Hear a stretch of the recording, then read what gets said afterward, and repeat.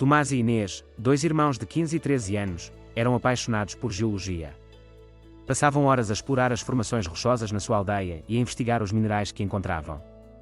Um dia, os pais decidiram levá-los numa viagem extraordinária por várias regiões de Portugal, com o objetivo de aprofundarem os seus conhecimentos sobre as diversas rochas e minerais do país. A primeira paragem foi nos Açores, um arquipélago conhecido pela sua origem vulcânica. Logo ao chegarem, Tomás e Inês ficaram deslumbrados com as paisagens naturais. "Olha aquele basalto", exclamou Tomás, apontando para as formações escuras e imponentes. O pai explicou que este basalto é uma rocha vulcânica que se formou quando a lava arrefeceu rapidamente ao entrar em contacto com a água do mar. Entre a massa escura do basalto, a Inês verificou pequenos pontos verdes. "Que bonito estes cristais de olivina", disse Inês. "Vou levar uns comigo de recordação." A viagem seguiu depois de uma ponte aérea para o Porto, com o próximo destino, Valongo, uma região famosa pelas suas minas de carvão e seu anticlinal, uma extensa dobra geológica. O guia local explicou como o carvão se forma a partir de restos de plantas que, após serem compactados ao longo de milhões de anos, se transformam em carvão. Tomás e Inês ficaram fascinados ao ver as antigas minas de carvão e entender como este recurso natural foi crucial para a Revolução Industrial em Portugal. "O carvão é uma rocha sedimentar orgânica", disse a mãe, e a sua exploração foi muito importante para a economia da região, numa altura que o carvão era uma importante fonte de energia. A próxima paragem foi no Geoparque de Aroca, onde os irmãos puderam observar as famosas pedras parideiras. O guia explicou que estas pedras, formas graníticas, são conhecidas pelo seu fenómeno único de libertação de nódulos de biotite, um mineral caracterizado pela sua cor acastanhada e com clivagem laminar. "A erosão faz com que estes nódulos se desprendam, como se a rocha estivesse a parir pedras", disse o guia. Tomás anotou tudo no seu caderno, emocionado por aprender algo tão interessante. Após Aroca, a família seguiu para a Serra da Estrela, a montanha mais alta de Portugal continental, com quase 2.000 metros de altitude. Ao explorarem as paisagens montanhosas, encontraram grandes blocos de granito. O granito é uma rocha muito dura, composta principalmente por quartzo, feldspato e biotite. Ideal para pavimentos e fachadas, explicou o pai. Inês ficou encantada ao tocar na superfície áspera do granito, enquanto Tomás admirava as formações de gneiss que apresentavam um padrão de faixas clara, em bandas. "O gneiss é uma rocha metamórfica que se forma a partir do granito quando submetido a altas pressões", acrescentou o pai. Uma última mirada, no topo da serra, olhando o extenso vale formado pela ação dos antigos glaciares, originando uma paisagem única com 13 km de extensão. O maior vale glaciar da Europa, formado durante a última glaciação, há milhares de anos. A viagem continuou para o Geoparque Natur Tejo, onde aprenderam sobre as diversas rochas sedimentares e metamórficas. Houve tempo para uma viagem de 600 milhões de anos, pelas famosas Portas de Ródão, formação geológica situada perto de Vila Velha de Ródão, resultante da interseção do duro relevo quartzítico da Serra das Talhadas.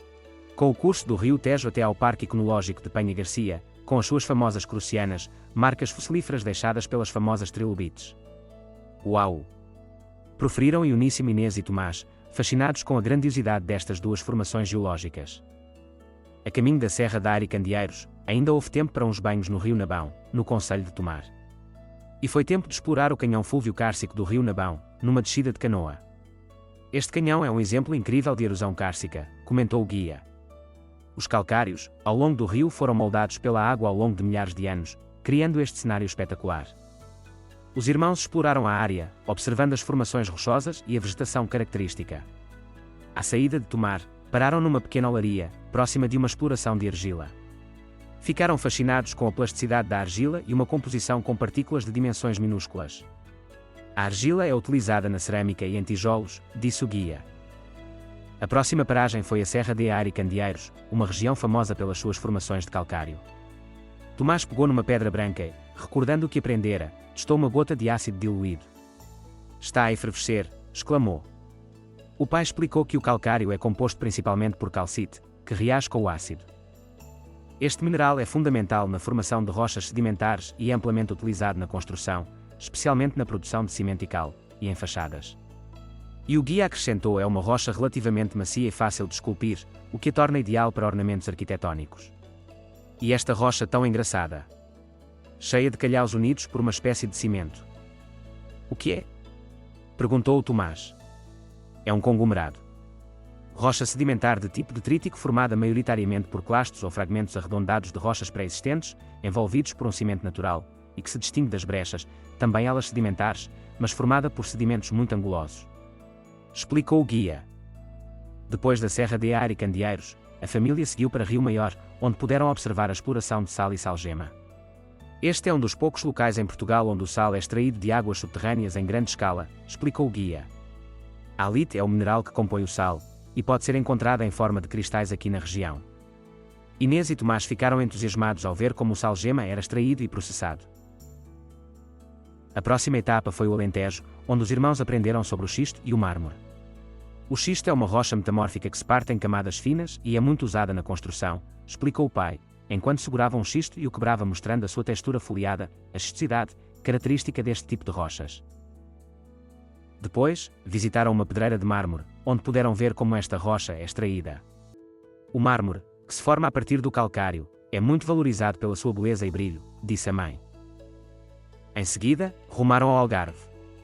Antes de chegarem ao aeroporto de Faro, viram ao longe, no topo de uma montanha, um castelo com umas muralhas imponentes de cor avermelhada. Que lindo castelo de cor avermelhada! Disse Inês. É o castelo de Silves. Construído com arnito, uma rocha sedimentar de cor avermelhada, extraído de pedreiras de formações rochosas designadas de Grés de Silves. Por fim, a família viajou para o arquipélago da Madeira. Aqui, Tomás e Inês exploraram a geologia única da ilha, que é marcada por montanhas vulcânicas e formações de basalto. O pai explicou que as rochas na Madeira também revelam a influência da atividade vulcânica, tal como nos Açores. E assim termina esta viagem geológica, com uma vista para a montanha mais alta de Portugal, a Montanha do Pico, com os seus 2.351 metros de altura. Depois desta viagem incrível, Tomás e Inês regressaram a casa com a mochila cheia de amostras e a cabeça repleta de conhecimento. Descobriram que a geologia não era apenas uma ciência, mas uma verdadeira aventura que revelava os segredos da Terra. Em cada rocha e mineral, havia uma história fascinante para contar e um mundo de descobertas à espera de serem explorados.